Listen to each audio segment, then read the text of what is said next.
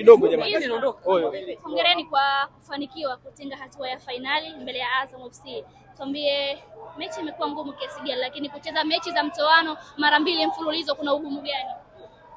Nadhani cha muhimu hatua ambayo tumefikia ni hatua ya mtoano. Kwa hiyo ukiangalia timu ambayo tumekutana nayo uwezo wao uko juu. Yaani hapo kikubwa kilikuwa tunatakiwa tuhakikishe tuna maintain, kwa sababu ukiangalia tunataka kucheza mechi mfululizo nzito.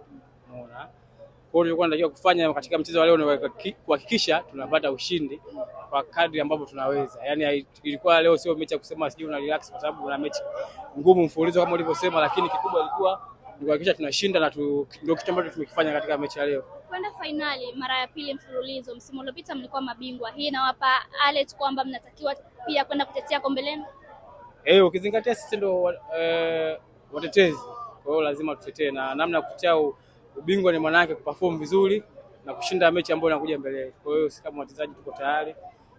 Na nawapongeza wachezaji wenzangu, leo tumeweza kufanya kazi ambayo ilikuwa ni ngumu. Tumemaliza salama na tupo katika hatua ya finali. Kwa hiyo tunasubiri mechi itakayokuja, tutajipanga na kwa plani za mwalimu tutaona namna ya kufanya ili tuweze kupata ushindi na tuweze kutetea ubingwa wetu. Kwa kipimo cha mechi hii, mpinzani yoyote aje kati ya wale wanaocheza nusu finali kesho, Simba na Mnandege? Sasa ukishafika finali, yoyote anayekuja nakutana naye, haina haja ya kuchagua, kwa sababu tushaingiza mguu mmoja. Kwa hiyo haina haja ya kuchagua mtu yoyote. Alafu finali ni finali, haimaanishi kwamba wacheza timu ndogo au timu kubwa.